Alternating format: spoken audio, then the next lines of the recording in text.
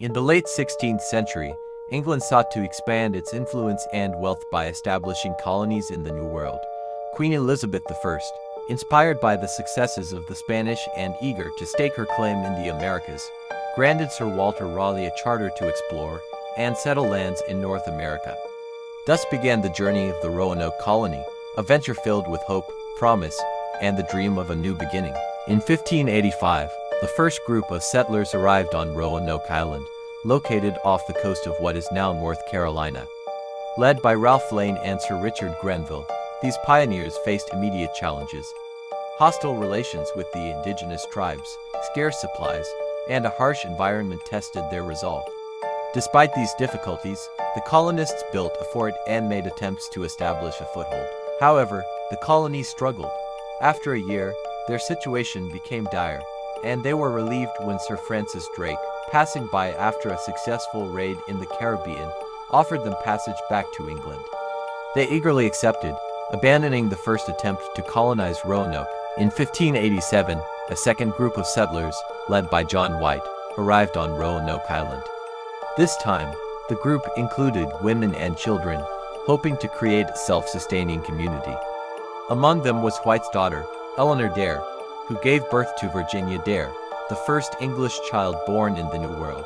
The colony began with high hopes, but soon faced similar struggles with limited supplies and difficult relations with local tribes. Desperate for more provisions, John White sailed back to England, leaving behind 115 colonists, including his family.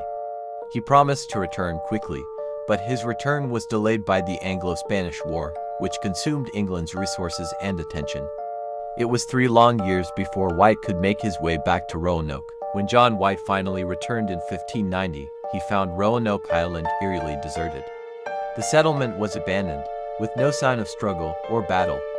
The only clue left behind was the word Croatoan carved into a post of the fort and crow etched into a nearby tree. The houses had been dismantled, not destroyed, indicating an orderly departure rather than a chaotic flight. White interpreted this cryptic message as a sign that the colonists had moved to Croatoan Island, now known as Hatteras Island, where a friendly indigenous tribe lived. However, severe weather prevented White from investigating further, and he was forced to return to England without finding his family or the other colonists. Over the centuries, numerous theories have emerged about the fate of the Roanoke colonists. Some believe they assimilated with the local tribes, supported by oral histories and archaeological evidence suggesting European and Native American interaction. Others speculate that they attempted to sail back to England on their own and were lost at sea. Some even entertain the possibility of Spanish attacks or that they moved further inland in search of more fertile land. The mystery of the lost colony of Roanoke remains one of the greatest unsolved puzzles in American history. It has inspired countless investigations, books, and even popular culture references. The tale of Roanoke is a haunting reminder of the dangers and uncertainties faced by early settlers in the New World.